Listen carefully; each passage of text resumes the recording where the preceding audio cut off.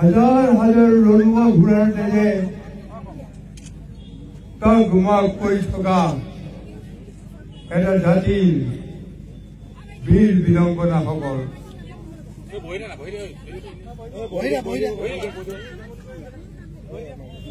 হাজাৰ হাজাৰ লড়ুৱা ঘোঁৰাৰ টকমক শব্দত সাৰ পাই উঠিলো। কোনে মাতিছে?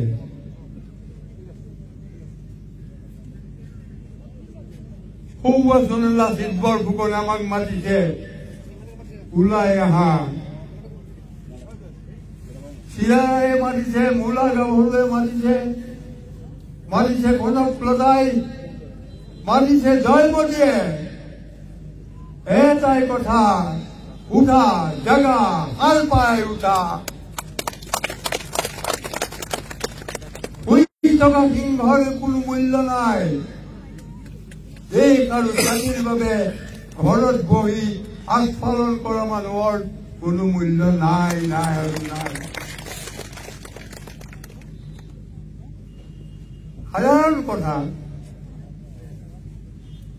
এই যিটো কা নামৰ আইন, এই আইনখনত এটা কথা কৈছে যে বাংলাদেশৰ পৰা আমি হিন্দু বাংলাদেশী আনি পেলাই অসমত থম। তাৰ পিছত ৬ষ্ঠ অনুচ্ছেদ অনুসৰি অসম চুক্তিৰ তেওঁলোকে আমাক সাংবিধানিক ৰক্ষা কৱচ দিব। এই কা নামৰ আইনখনে অসমীয়া জাতিক এটা মৃতদেহলৈ পৰিণত কৰিব। সেইদিনাই আমি পঢ়ি থাকিম যিদিনা এই আইনখন গৃহীত হ'ব বা এই আইনখন ৰূপায়ণ কৰিবলৈ যাব। এটা মৰা মানুহক চৰকাৰে ৬ষ্ঠ অনুচ্ছেদ অনুসৰি ৰক্ষণাবেক্ষণ যাব। তাতকে লাজ আৰু হাঁহিৰ কথা আছেনে ৰাইজ? তেওঁলোকে এতিয়া মই মোৰ ল'ৰাটোক এৰেষ্ট কৰিছে, মই সেইকাৰণে ইয়ালৈ অহা নাই। কথা হ'ল মোৰ ল'ৰাটোৰ দুই এটা শব্দৰ মাজত সংযোগ নাই, এইটো ময়ো স্বীকাৰ কৰোঁ। বাবা তেনেকে নকৰে।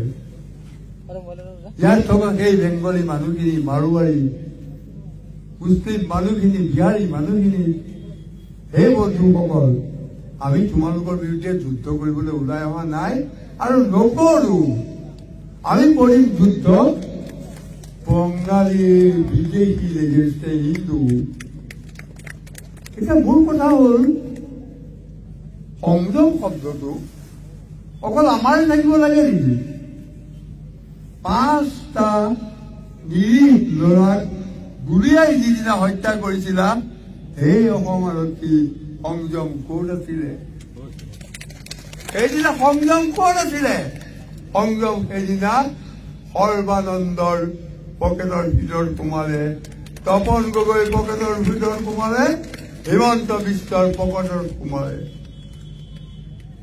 আমাক বৰ ভালকে কথা কবলৈ কয়, চৰকাৰৰ গালি পাৰি কথা কলে আকৌ ক'ত ভৰাই দিম গম নাপাবি। এই যোৱাকালি কথা, শিৱসাগৰৰ এজন পুলিচ বিষয়াৰ ওচৰলৈ মোৰ পৰিবাৰ গৈছিলে, ল'ৰাটো ক'ত আছে খবৰ পাম নেকি, আইনগতভাৱে কিবা জনাব নেকি। তেতিয়া শৃংখলৰ মাতৃক এই পুলিচ অফিচাৰজনে ক'লে যে তই মোক ইয়াত আইন শিকাবলৈ আহিছ নেকি, ওলাই যায় ইয়াৰ পৰা। সংযম ক'ত গ'ল? এজন পুলিচ অফিচাৰৰ এগৰাকী অসমীয়া মাতৃক গতিয়াই বাহিৰ কৰি দিম বুলি কওঁতে তহঁতৰ সংযম ক'ত গ'ল? ক'ত গ'ল? গতিকে ইমান ভোক্তা আছে, মোৰ সঁচাকে দেশটো প্ৰয়োজনতকৈ বেছি অসুস্থ। ল'ৰাটোৱে যিদিনা ক'লে মই যাওঁ দেউতা, দেখে মাতিছে নহয়, মই বোলো যা। কিন্তু মই মোৰ অভিজ্ঞতা কওঁ, অসম আন্দোলনৰ সময়ত আজি মনিৰুল ইছলামৰ সাক্ষী আছে, মোক জাঙিয়াটো পিন্ধাই শিৱসাগৰ থানাৰ পৰা হেণ্ডকাপ লগাই কোৰ্টলৈ লৈ গৈছিলে ল'ৰাটোক ক'লো পাৰিবিনে মাৰ বাবে উলংগ হ'ব পাৰিবি যদি পাৰ যা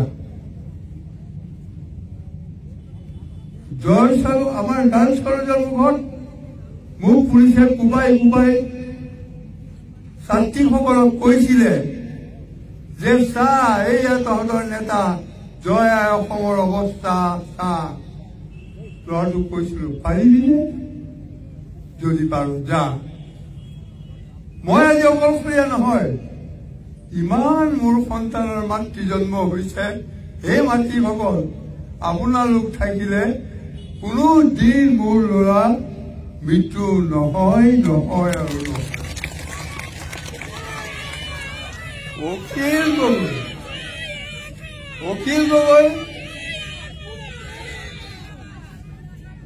অখিল গগৈ সেই প্ৰতিবাদী কণ্ঠ